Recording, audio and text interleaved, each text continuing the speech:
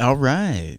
Well, I would say that we are back, but we is I today and Dr. Leary, who is sort of wandering around somewhere, running up and down the stairs, and I was trying to lure him down here. And for those who might not know, Dr. Leary is my cat. In any case, it's just me today.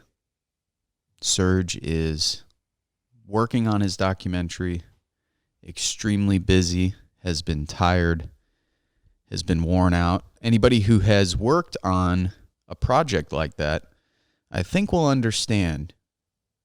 It's a lot. So when people see movies, they see obviously something that's been edited, something that's been polished, something that's been looked at by numerous people, sometimes a half dozen, sometimes dozens, sometimes hundreds, depending on the sort of scale of the movie you're making. Even for a documentary film, hundreds of hours of footage, dozens and dozens of characters, potential plot lines, subplot lines, the messages you want to get across, the symbolism you would like to get across, the overarching narrative, the inflection points. It's an arduous process, and one that I don't think is probably appreciated enough as it should be, and it's for an obvious reason, and that's because, unfortunately, a small number of people even get the opportunity to make a film. And that's the case because we don't have those kind of programs in public schools. It's extremely expensive to learn about them in college, and it's even more rare to find a job doing it that can pay you to provide for your family. And so very few people get the opportunity to do something like that. Now, I would like to think in the system or the society I would like to live in, there would be opportunities for anyone to make a film, to write a book, to put something out there. You can't tell me that the movies and the scripts we're getting in Hollywood is the best of the best. 340 million people who live in this country. You can't tell me that what we're getting is the best stuff that we could possibly get. So in any case, Serge is busy. I, having always something to say, but not really in a ranting mood tonight, in more of a kind of upbeat mood, even though, it seems like everything's falling apart around us.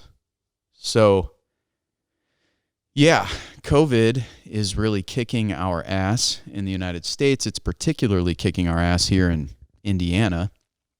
I think I just read an article earlier that said that Indiana had the third highest per capita hospitalization rate in the country right now. That's not good news. I think it's the same with the death rate. So if you're in Indiana, you're hearing this, please stay safe best you can. It actually brings up a point that I would like to talk about, and something that I think I'm going to do a solo video, maybe 2 or 3 minutes about this, because I think it's important, and my mind is changing on this topic significantly. So I've been thinking a lot about the anger and resentment that I've felt towards the people who just can't seem to follow the social distancing protocol, the masking protocol.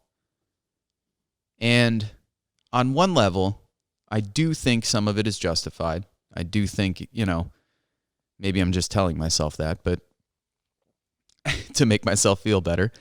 But I do think some of it is justified. It's upsetting to see people act so irresponsibly when they don't need to.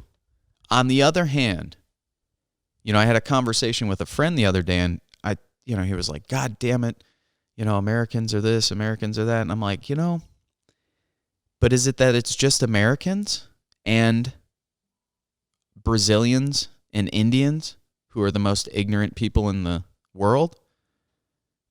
Or is it that India, Brazil, and the United States are currently ran by right-wing, quasi, or totally authoritarian governments? I tend to think it's the latter.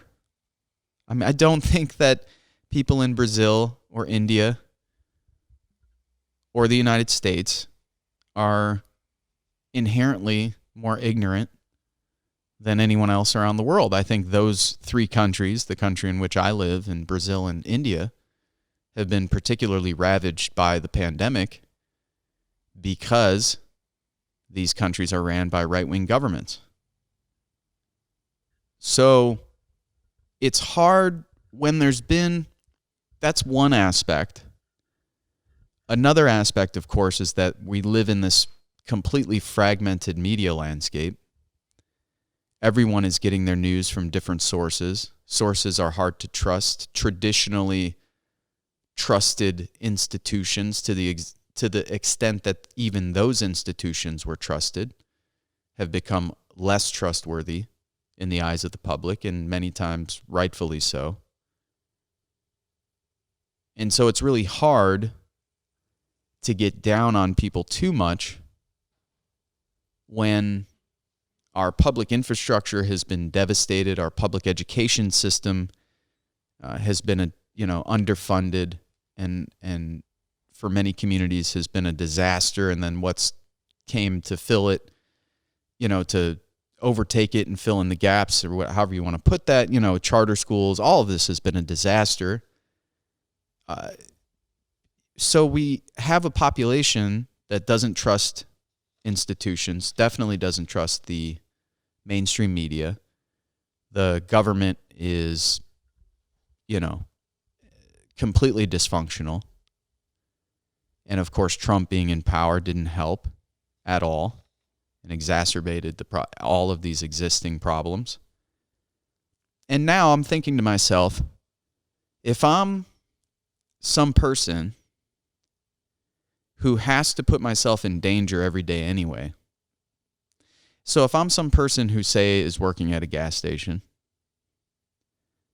and I'm putting myself in contact, now some of these gas stations have big walls or plexiglass, sort of, separate barriers that would separate the cashier from the customer, but nonetheless, let's say you're in one of the gas stations that don't. Or let's say you're working the front counter of a fast food restaurant, or you're a server, you're a bartender. If you're a bartender right now, how in the fuck would you care, or why in the fuck, would you care about what you do after hours, after just interacting with dozens of people? I mean, it's hard to get upset with people when it's the government, the leadership, the Trump administration, the media, the lack of a quality education that people are receiving, the ability to decipher scientific information from bullshit. It's really hard to get down on people when that's the context in which this happens. And then on top of all of this, and the only reason any of this is happening, of course, is that I'm sure most of you who are going to listen to this know, there's we have a government that refuses to pay people, unlike every other major country in the world. It's astounding that all of this has happened because our government failed to recognize. Obviously, Trump lied. We know why he lied. Election year, all the rest. But,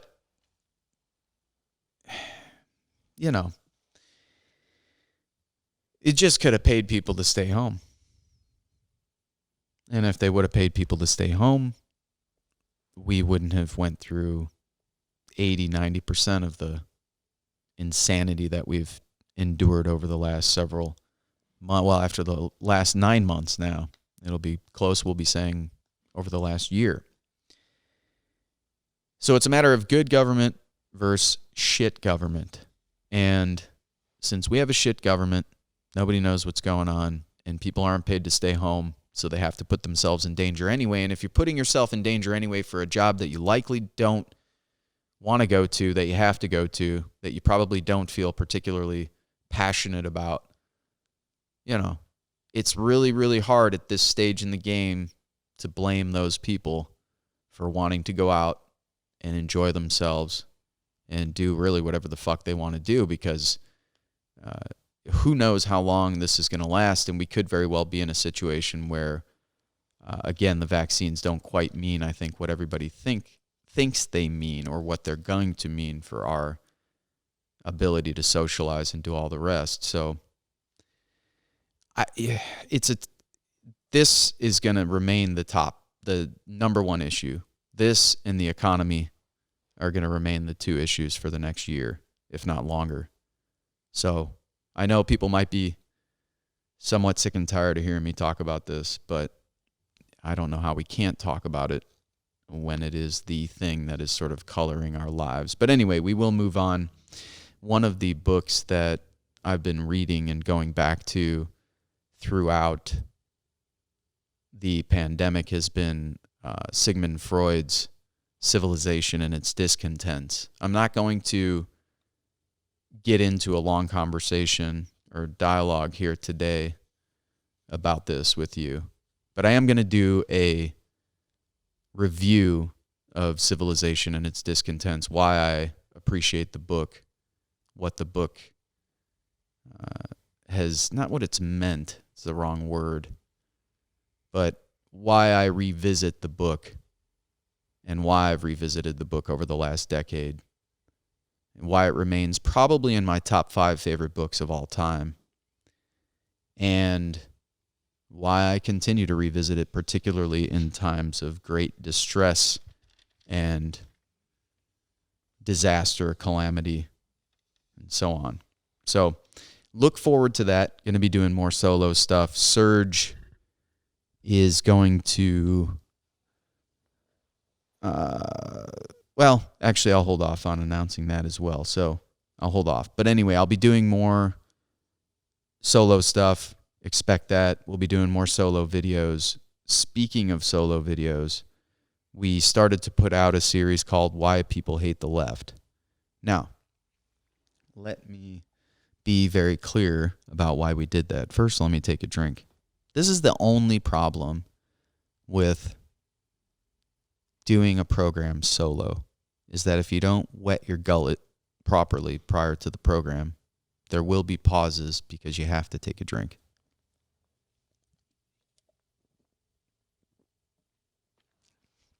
Oh, and Diet Coke, no less.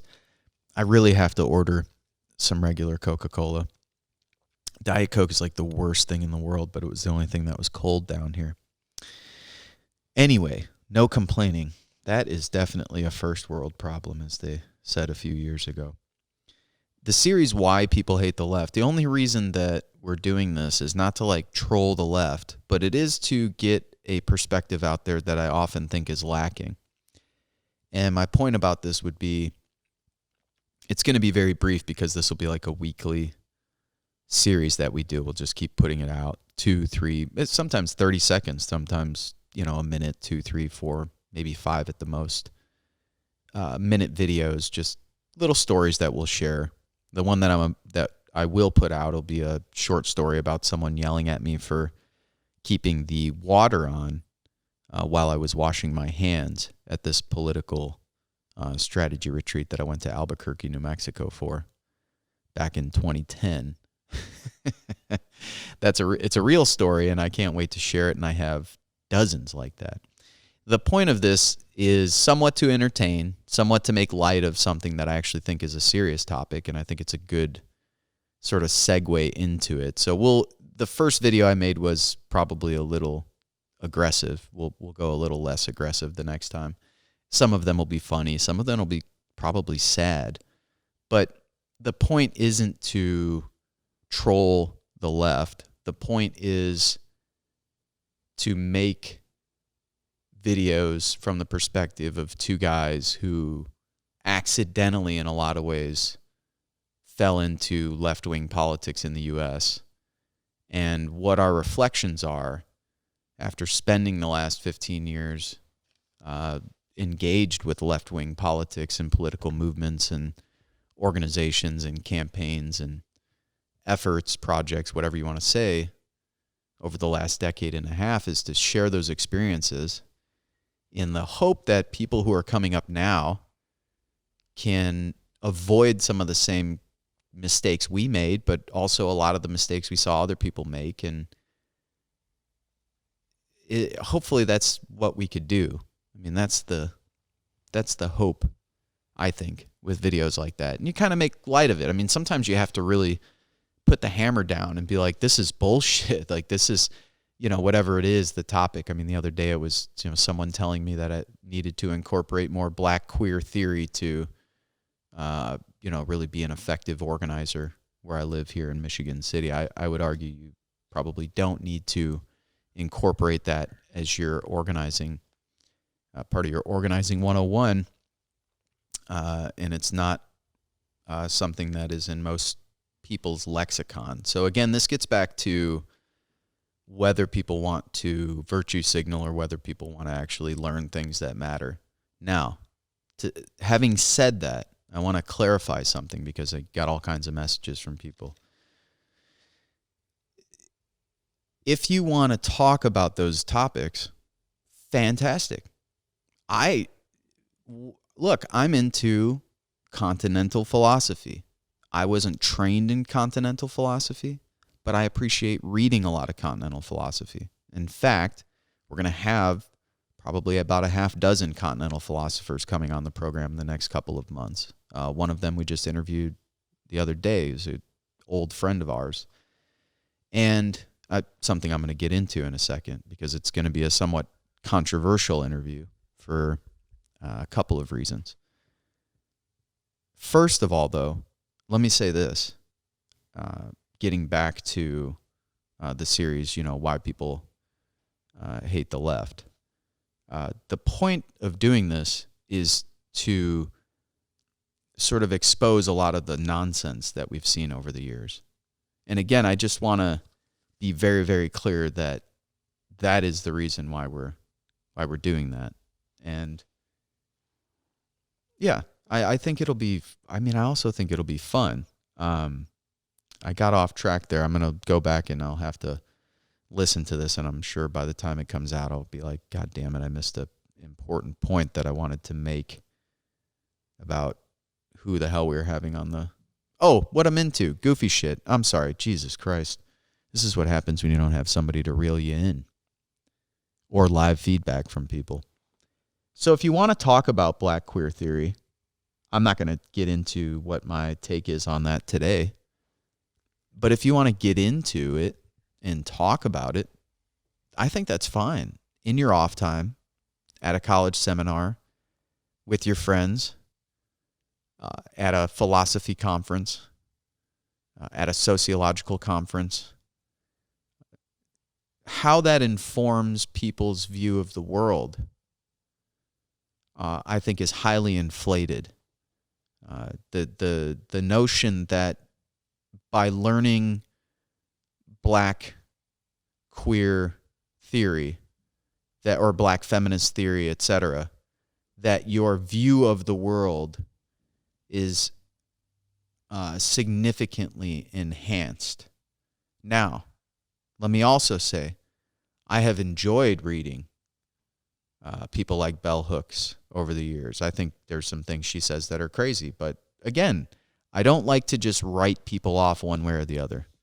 I read a lot of people's stuff that I don't agree with them on 50% of what they say, but I think they're great writers. I think they might have good insights here or there. I think it's important to also understand where people are coming from who you don't agree with. And so I can understand, people who would engage with this material. Now, in college, when I was taking all kinds of sociology courses, political science courses, and so on, and reading different black theorists and then taking gender studies courses and learning about queer theory and the difference between that and how people identify, difference between sex and gender, at least as they see it. And I don't know how, I mean, I guess at the end of the day, the motto, like, how much has it changed the way I interact with people? I mean, not much, because I still think at the end of the day, it's about respecting people and not treating them like assholes and treating everyone with the same amount of respect. So it doesn't, fucking matter if you're at a job interview or if you just ran into, the taxi driver outside of the job interview, or if you just ran into the homeless cat who's, standing outside next to the taxi driver, or, if you run into a stray dog on the street. Like, I mean, if you talk to your conductor on the subway, like the person who serves you your burger, like every single person you encounter, in my thinking, should be treated with the same respect. Now, who you click with and who you gravitate towards, that's a totally different thing. But in terms of that initial interaction, there should be I think, the same amount of respect regardless of who you're talking to. And how much has my understanding of Black queer theory or Black feminist theory informed the way that I can speak to people politically? It hasn't that much, to be honest with you. Has it informed the way that I see the world? Yes, in terms of Black feminist theory. It's definitely informed the way I've seen the world. It's informed the way that I've went back and re-examined and interrogated previous lessons that I've learned about previous political movements around the world. So often, of course, the heroes are men. So often, of course, the heroes are, just a few men, and women are left completely out of the picture. And then not only are women left out of the picture, but Black women are left out of the picture even more so than white women, and on and on. So to the degree that it's helped me understand those things, I am grateful. Now, what does that do for my understanding of what to do about any of the problems in the world? It hasn't really informed my understanding of what to do about the problems in the world. I think what many people take away from those kinds of teachings, or whatever books they're reading or documentaries they're watching, speakers they're listening to, whatever it may be, I think for a lot of people is that they think, okay, well, we should center Black women at the center of this political effort. Well, I think the context matters. If you live in a place like Michigan City, where 1/3 of the city is Black, I think that might work in some contexts, depending on what the campaign or project is about, depending what the movement's demands are, depending on a number of things. But in a country where only, I believe, 14.7% of the population, I have to look that up, so don't kill me for just saying stuff. I believe it's 14.7%, but I might be slightly off, of the country is Black or identifies as African American. The idea that you're going to center Black females who make up half of that number, so 7%, 7.3.5 or whatever it is, 7.35% of the United States, you're not going to center a demographic that represents 7.3% of the United States in all of your political efforts. And I think it's disingenuous to try and do that, because I have yet to meet any Black woman who's ever told me that she wants to be at the center of every political effort that's going on. Yet you would think that by the sort of sloganeering rhetoric that a lot of people on the left use, that is, in fact, what the case should be all the time. And I think that's a problem. And this is, again, the kind of stuff that turns people off. It not only turns people off from the outside looking in, but it turns people off on the inside who are obviously looking around. They're living in a neighborhood or in a city or in a job site or wherever they are, and maybe less than half, maybe less than a quarter, in some places maybe less than 10 or even 5% or even 2% of the people they know, work around, live around are black. So the point isn't to make those people feel bad. The point is to show them a way to maybe organize in their own context with their own understandings about their circumstances and where they live and the people who live around them. And to perhaps show them how they can work with other movements and groups, team up with organizations that might be predominantly black or maybe all black. What would that organizing look like? Those are interesting conversations to me, but I don't think by teaching that person or ramming the kind of theories you would read or learn about by reading black queer theorists or black feminist theorists. Some people would combine the two of them and say black queer feminist theorists. I mean, even that kind of language, I think, is highly detrimental because I think most people don't know what it means. And unless you've been to certain college classes, how the hell would you? So anyway, I just wanted to clarify my position there because it's not that there's anything inherently wrong with talking about any of these topics.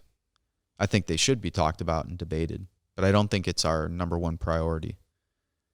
And I don't think even by talking and debating the topic that it's going to help us organize people, because the people who would be talking about and debating this topic are largely people who are disconnected from the kind of people that we need to reach out to actually make a difference. So there's that. What else did I want to rap about? Oh, our friend Avital. So we did interview our friend Avital Ronell.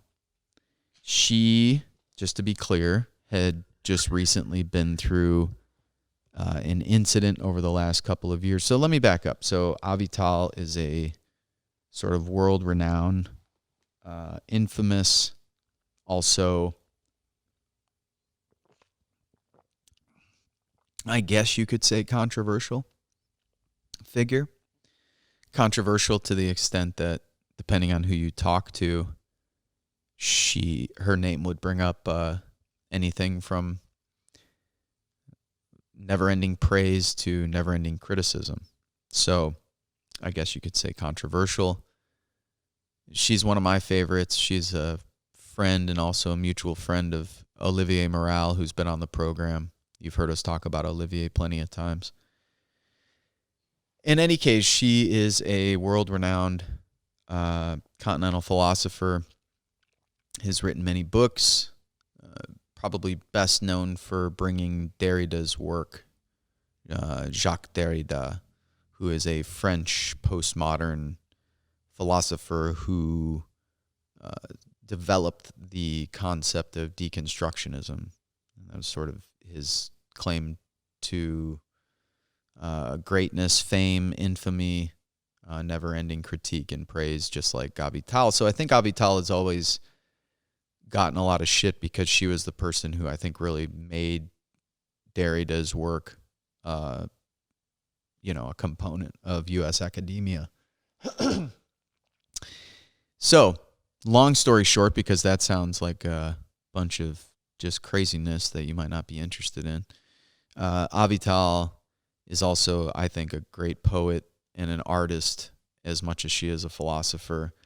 Anyway, let's get cut to the chase. So she got embroiled in a controversy at New York University over the last couple of years because of some shit that went down with a graduate student that they had a relationship, but the relationship wasn't quite clear what kind of relationship. This gentleman claimed that Avital was misusing her her position or her position of power, et cetera, et cetera.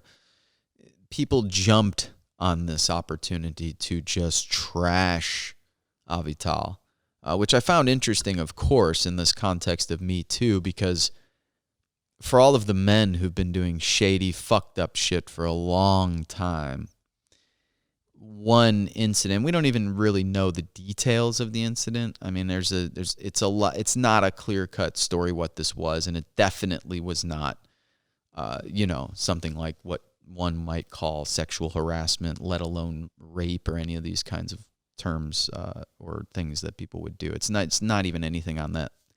It's not in the same universe. So that's number one. Number two, people jumped on this opportunity because I think people were trying to go after her work before that anyway, and I think people are just pissed that because of her, in a lot of places, students are reading Derrida. I know a lot of people have problem with Derrida. I do not. I think, again, a lot of thinkers, like Heidegger, someone who personally, politically, very problematic, very disgusting as a thinker, ideas, stuff he wrote, very important work. Sort of the same with the music that people listen to. So people who, I think everybody's a hypocrite at the end of the day, if I'm just being honest. I mean, if you're listening to the Rolling Stones or Led Zeppelin or, let's just name the amount of artists who've had sexual relationships with underage women, underage boys. This is all well known. Hollywood people, actors, producers, all these people. That's not to excuse it. It's just to say that I've had to separate the person from the art. Now, with Avital, I have not had to do that because in my experience with Avital, she's been nothing but wonderful, gracious, beautiful, kind, genuinely warm person. So a lot of the commentary that I've seen from people about this incident that went down a couple years ago, I think, was greatly at odds with my experience with her. Number three, I think it's important to forgive people. So, I told Sergio the other day, and I'll say this again. I've been using this line several times. Let me take a drink here.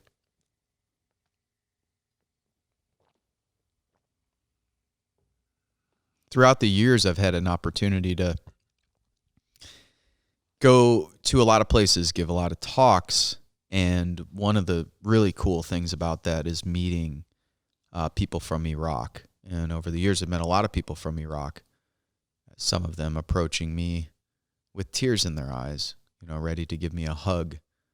And I always tell people, if an Iraqi refugee who's living halfway around the world, or someone I've met in a different country, someone who's reached out just to say hello or to thank me, which is very surreal, seeing as I helped destroy their country, it's quite something if they have the heart and the strength, the dignity to even offer a form of forgiveness to the degree that forgiveness is ever possible. And this is another topic we got into with Avital. I think you'll find it interesting when that episode comes out. But I always say to people, if an Iraqi refugee can forgive me, someone whose family members could have very well been killed by myself or by my fellow Marines, if they could forgive me, having perhaps killed their family members or their neighbors or their friends, having helped destroy the country from which they came, from which they once lived, then you could probably forgive me. Or you could forgive that person that you're upset with. It's interesting. We just had Anand Giridharadas on the program, and his second book, which is often overlooked because now he's talking about the billionaire class, is about a gentleman whose family was killed by an Islamic terrorist, and who then spent the next 10 years making sure that person, the quote-unquote terrorist, person who murdered his family, did not go to death row. it's quite the story. And again, it always is interesting to me, the people who have been through the most intense violence are sometimes the ones most willing to forgive, particularly when it is an act of violence and not an ongoing pattern of violence. In other words, I don't think sometimes it's okay to forgive. So let that be known. I think that, let me say this, on my best days, I think you should forgive almost anything. I think that's maybe just that Christian side being beaten home on me. It's like forgive, forgive, forgive. And then you have other traditions that say the opposite. It's a very tough thing to think about. In any case, Avital's badass. She's one of my favorite thinkers around. She's really cool. I love her. And I really think that you guys are going to enjoy that interview with her. And I don't think we'll get too much shit for it, because I don't think too many people who are listening to our program even really know about her or the controversy, though I guess people who are listening now will. But to be honest with you, I think, again, it's not a big deal. I think it's a murky situation, number 2. And number 3, even if all of it is true, I think, personally, it's important to forgive. And that's just where my mind's been. And after 9 months of reflecting and thinking about a lot of things, I think it's good for all of it. I mean, we should all be changing all the time, right? So that's how I feel. I feel like it's time to change my perspective on some things and recalibrate my emotions and thoughts and focus on different things and process things differently, become a little more patient, open up that vulnerability more. Patience is always a challenge for me, but something worth working on. I think anything that is the challenge is the thing to think about. If you got an ego, then it's like constantly chipping away at that. Okay, how do I keep that in check? How do I deal with that? If you're lacking confidence, it's like, all right, what are the things I can do to build confidence? Because that's probably the most challenging thing I can do. That's why I like Avital. That's why I like a lot of the continental philosophers. A lot of the thinking there is very deep and thick, and it's based on a lot of traditions. So you'll find that these thinkers will be quoting other thinkers constantly, and that's because they've sort of developed a framework for how to see the world. That doesn't mean that it's only limited to that framework, but it means it's highly influenced by that framework. And so, it takes time. It's dense. It takes busting out the dictionary and the thesaurus and, spending time with it. And I think that's okay. And I think in this culture that we live in of, instant gratification, fast food, all the rest, it's nice to kind of take some time sometimes. Because we're all guilty, obviously, of just, bouncing around, too much phone, turn that off, turn this off, get the fuck away from the computer, whatever it is. Speaking with Avital reminds me, reading philosophy reminds me to slow the fuck down. And I think that's a good message for right now. I guess the last thing I would mention, maybe because Sergio and I won't get to talk about it before the holidays, perhaps we will. We've got a lot of interviews coming up. In fact, tomorrow we're speaking with Marianne Williamson. So I am a little nervous about that, but I probably shouldn't be, because I'm sure she's going to be nothing but cordial. But I am looking forward to it. And it's funny, after 10 years of interviewing people pretty regularly, and then periodically, and then not at all, and now extremely regularly, I still get nervous. It's almost like public speaking. I've been doing public speaking for 15 years, and I still get nervous doing it. And I kind of think it's a good thing, because you don't ever quite get comfortable enough to just be like, oh yeah, I'm the shit, like I could do this. It's very much the opposite. I think I'll do things for the rest of my life, and no matter what it'll be, I'll be like, oh God, I don't belong here. How the hell did I end up here? I don't belong here. But yeah, speaking with Marianne tomorrow, that'll be fun. And then we have an interview every day, I believe, for the next 10 days. So we're really loading them up before the holidays. So yeah, staying busy. And actually, there's no reason to even talk about that. I was going to talk a little bit about the holidays. Really, the only thing I was going to mention about the holidays is I don't think I'm going to celebrate them at all this year. I think the one thing I'll do is bake some cookies, the ones that I would normally bake with my mother, and then have those.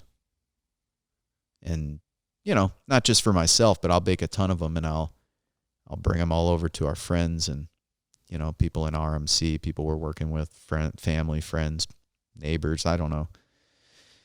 Something to giving stuff away is cool. Other than that, though, I'm not going to celebrate much. I usually love Christmas. I was going to say Halloween. That's how much I love Halloween. It's my number one favorite. But I love Christmas. I always do. And it's a shame that you can't, we won't be able to celebrate them as we normally would. And I think because of that, I just don't see the need to really get into the spirit, as you would say. It's really it's a weird thing. My friend Olivier reminded me in an email earlier that James Baldwin talked about this American urge to entertain yourself at all costs. And man, James Baldwin was a powerful, powerful thinker. And I think about what that means in today's world in the midst of all of this suffering and death, sickness, poverty, economic, and pain that people are feeling. And yet, in this weird American way, we're, sort of slap on the smile, get in the car, drive to the mall. I'm still shocked by the weird photos I see on my timeline of people taking pictures at restaurants or people taking pictures, even chopping down a Christmas tree, as if everything is just fucking normal. Such a weird society and culture sometimes. I really think that it's on all of us to break through that. How quickly things, especially toxic and unhealthy things, culture, politics, economic ideas, how quickly they invade the pop culture, and then how quickly it's just the way that people sort of think about things. I think we really have to break through that. And I worry. I worry about this pandemic in the way that I worry about the wars.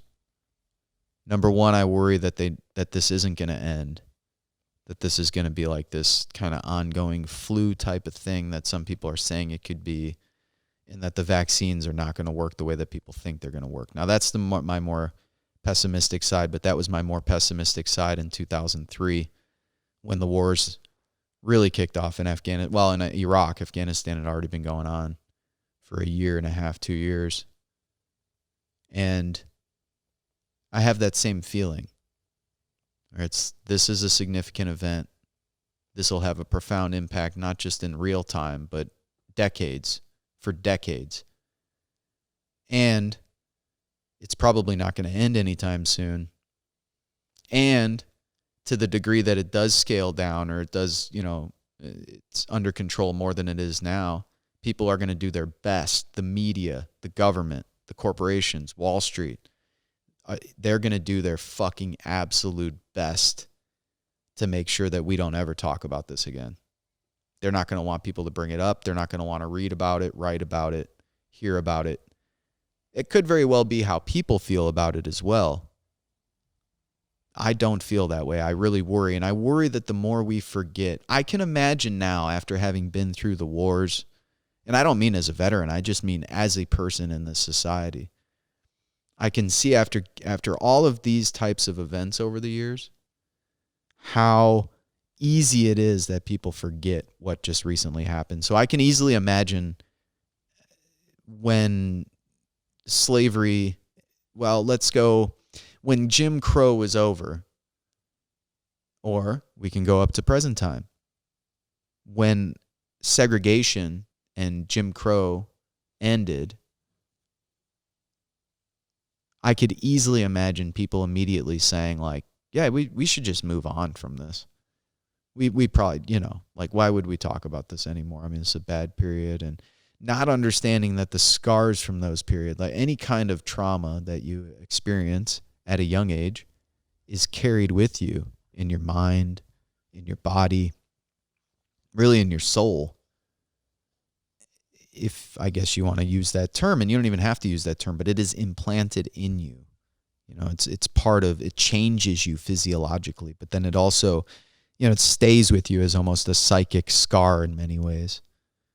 And it doesn't have to. I mean, we don't have to let those things, of course, define our lives, but it's there. And I feel like this is the same thing with this pandemic, that this is a scar, a source of deep trauma, deep pain and resentment, and it's still not even close to being over.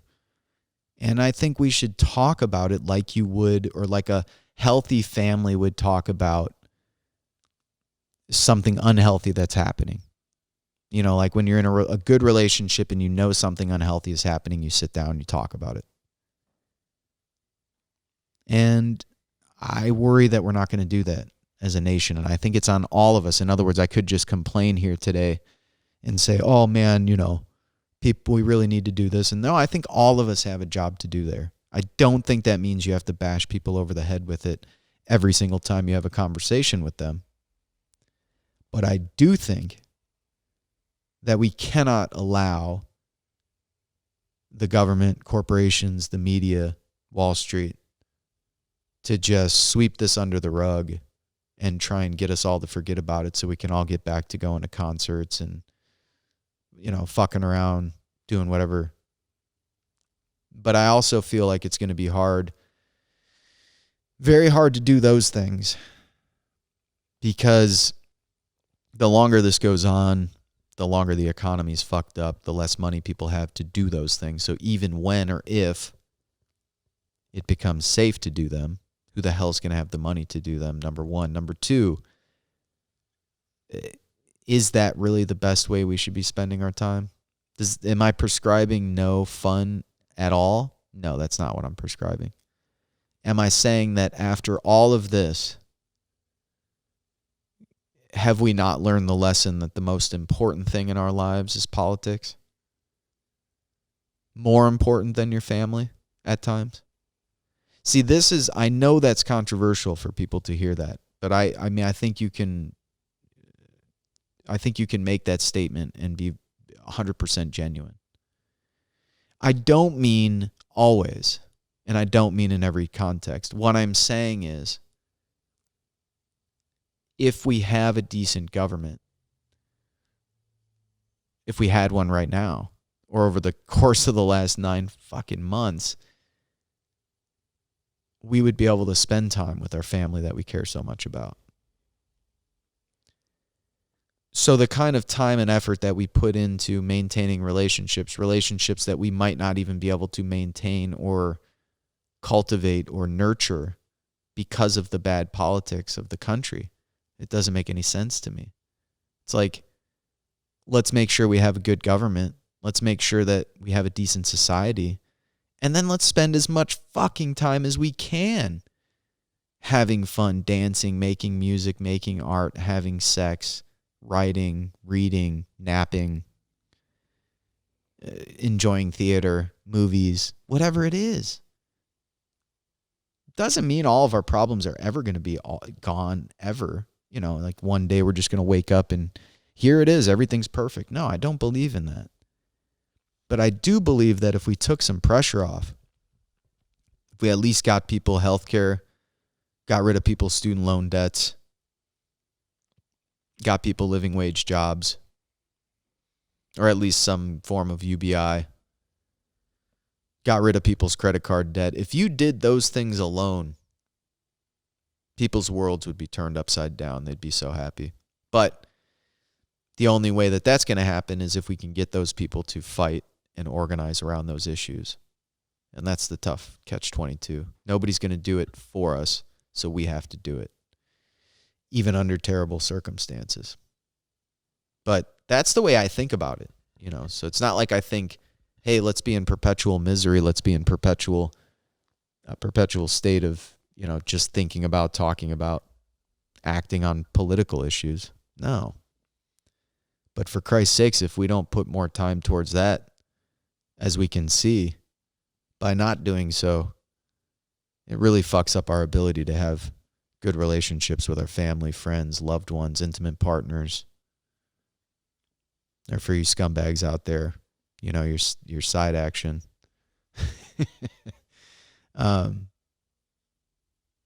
Yeah, I don't know. It's so weird that we.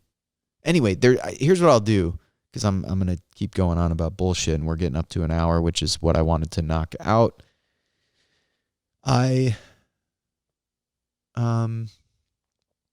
Well, shit. I even forgot the last thing I wanted to say. Oh, James Baldwin. I'll try and find that speech and I'll post it to the Patreon page. It's a great speech and it's a great quote. But it's all about the American tendency to look for entertainment, even at times when it's completely inappropriate to look for entertainment. And Baldwin was a deep cat. And I think that's what we're missing so much today, is like people who are like, look, like it's the point of life isn't just to be happy all the time. I think we've been told that. I think that is what ends up creating a number of pathologies for all of us. But that's not necessarily or inherently the point of life. And to the degree that we can obtain a certain level of happiness, even however superficial it may be at times, or elusive, to try and maintain that state of affairs at all times is really inappropriate. And it's particularly inappropriate and immature and destructive at a time like this, when so many people are suffering, when so many people are scared, to try and fool ourselves into believing that this momentary, fleeting, and often superficial form of happiness is somehow making us feel better. I actually think it's making people feel worse. So I've, spoken with friends who have tried to do any number of normal things, like, hey, I took the kids out to the pumpkin patch during Halloween, and then I came home and drank 4 bottles of wine and wanted to kill myself. I mean, sometimes it's okay to sit down with your family and be like, life is a real raw deal and we're not in control and no one's steering the ship. And there might not be an afterlife. I, don't particularly believe in one. And even saying that, believe in one, is an interesting thing. Again, a conversation to be had, not something I shit on people for if they do believe in an afterlife. But for me, I think the more honest approach is to assume that there isn't one. And then if you get one at the end of the road, cool. That's great. It's like a bonus round. But, let's assume there isn't one. And when you assume there isn't one, I think there is a level of despair and a level of giving up hope that could be very healthy to kind of sit in and dwell in and examine and explore what those feelings, emotions, thoughts are all about. Sometimes that's where we grow the most. At least that's how I feel. And I get really frustrated because, I think sometimes you are expected to put on the happy face, and sometimes you're just not happy. In the same token, there's people who are just perpetually little shits who can never smile. And they're just always moping around or whatever, and that fucking gets pretty old too. So, a good balance. All right, y'all. I hope this wasn't too annoying for you. I just figured after doing all those years of radio, why not try it out again and just fucking jump on the mic, smoke a cigarette, and rap with people. And I actually enjoyed it. I will probably be doing a couple of these during the what I'll call Christmas break. But we'll also be talking, Serge will be back on. And yeah, we've got a bunch of cool programs. Ben Burgess coming up. We got a couple of Michael Albert interviews we still got to put out. We've got our interview with Avital Ronell that we just did. We got an interview with Marianne Williamson tomorrow.